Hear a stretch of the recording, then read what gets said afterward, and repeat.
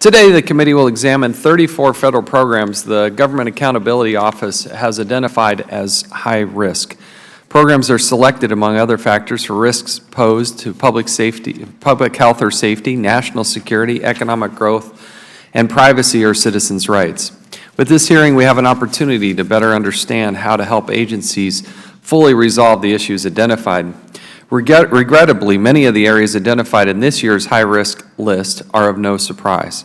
It's been 2 years since the GAO last issued its high-risk report. They do it for each Congress. And since then, only one program was removed. 3 programs have been added. More concerning, 6 areas have been listed by GAO as, quote, high risk, end quote, since the report's inception 27 years ago. 27 years ago. Members on this panel, we need to pay attention to this. These are good people doing a lot of good work. They're telling us, they're screaming at us to actually get something done and address these issues. The 6 areas listed since 1990 are significant programs too, such as Medicare, the DoD weapons system acquisition. These are big, weighty issues that need to be addressed. The agencies in these programs they administer must be doing better. And at a time when the national debt nears $20 trillion, addressing high risk can also have a meaningful impact on the fiscal health of the nation. The GAO estimates the progress in high-risk areas during the past decade resulted in financial benefits totaling approximately $240 billion. That's an average of roughly $24 billion a year, but there's much, much more to be done. And thankfully, progress is possible, and this year's report demonstrates that as well. GAO is removing one key area from the high-risk list. First added in 2003, GAO is removing, quote, interagency efforts to establish effective mechanisms for sharing and managing terrorism-related information, end quote. A very important topic that's important to all of our future. Notable progress also occurred in the Department of Defense's supply chain management, and with the National Oceanic and Atmospheric Administration closing data gaps in weather satellite data.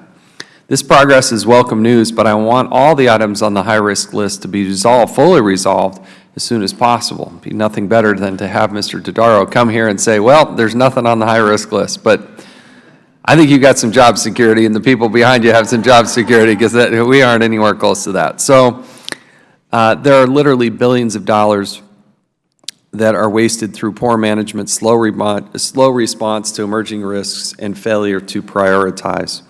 I look forward to discussing with the Comptroller General how to make significant and sustained progress towards resolving these most critical issues. And Mr. Dodaro, we appreciate you in particular. You've made yourself available at every turn, a great resource and understanding of how the government works and where it's not working.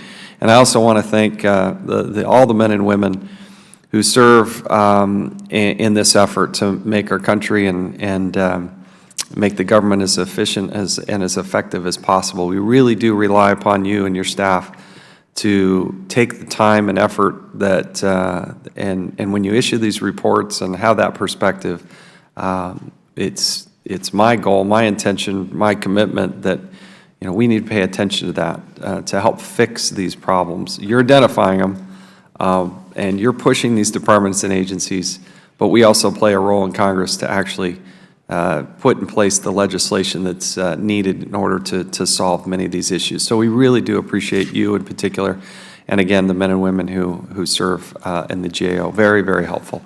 I'd now like to recognize the Ranking Member, Mr. Cummings.